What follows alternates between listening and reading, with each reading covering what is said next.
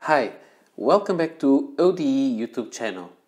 Today I'm going to show you another pen that I should hate, but I don't. And why should I hate this pen? First, which pen is this? It is quite obvious. This is a Pelikan from the Sovereign line, and it is a beautiful green with green stripes. This is quite normal. The big size means it is a M800, which is a very nice size for, in my opinion. This is the same size of a Parker Centennial Lufold, which is I would say, kind of the perfect size for me. And I showed you this pen before when I bought it. It was on those illogical purchases, and I bought it because it was very, very cheap and because I like this finish. But that's about it. Some time before I bought this one, and I think this one is really, really beautiful. This is an M805. The 5 means it is the chrome trim instead of the gold trim. And this one is a demonstrator one, transparent, very, very beautiful in my opinion. I bought this one, it was very dirty, full of pink ink.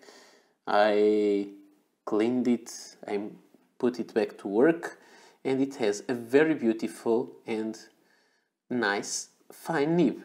However, I found that this fine nib is a little bit thick. But I saw this one and I went for it. Just because it was cheap. I didn't need it because I have this one that I really like the looks of it.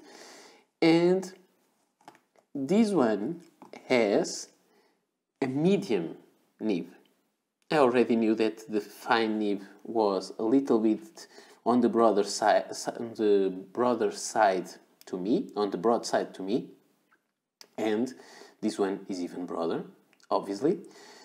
And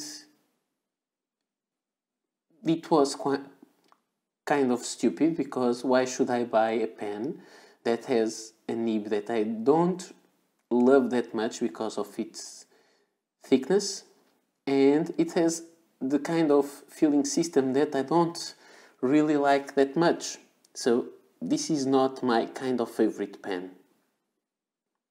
It's not, because it has a piston filler. I prefer cartridge converter pens or some more vintage systems like button filler. I love button fillers, I don't know why. This one is not on top of my, wouldn't be on the top of my preferences. But I got this one and I'm quite happy with it. Although it is not my favorite kind of pen. And I have that feeling because this pen, however, it has this very broad nib, for my opinion, and it has the kind of filling system that I don't really love. It has a wonderful nib on the paper. And that's what I'm going to show you. I will just clean this a little bit better because I just refilled it and there was a little bit of ink excess there. Let me show you. This pen writes wonderfully. So this is the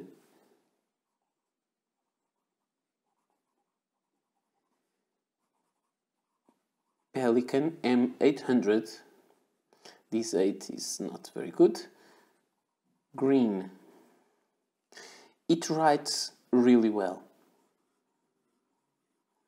but it has a very thick line. I prefer fine or extra fine nibs. This one is a medium that I would say it is a broad or a double broad in some other brands that I like. But however, the ink flow is perfect. It is a very wet pen. You can have some line variation and you don't have to press very hard, and you can see it's very nice.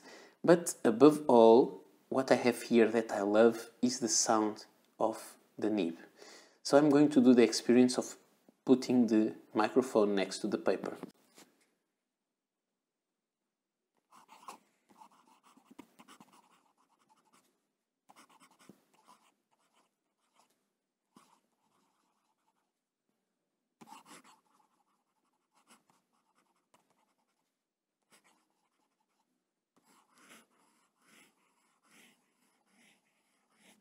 So, I hope you could hear this. This kind of sound the pen makes, it reminds us of some feedback it may have. But I would say that this pen has almost no feedback. It's very, very smooth. But the pen makes a sound on the paper, and in some papers it looks like it squeaks a little bit when it's writing. And I find that wonderful.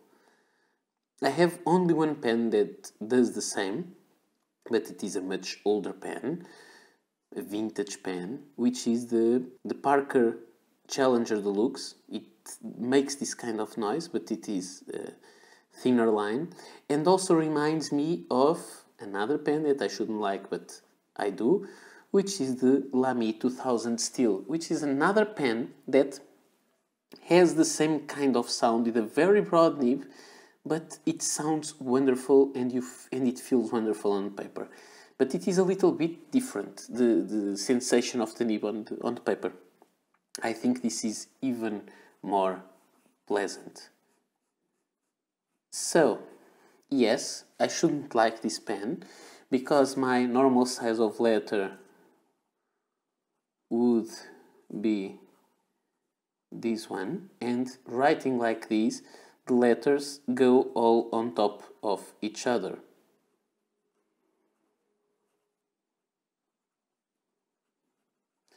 And I don't like that much. I prefer to see the lines, but you see, this is still wet.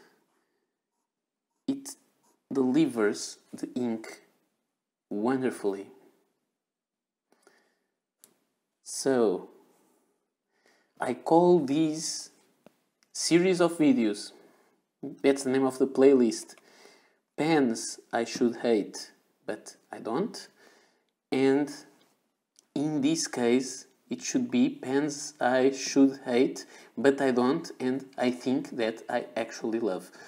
So, this was just a video for you to see how sometimes illogical or strangely we go against our first impressions or against our convictions, but we really find this to be a very nice pen.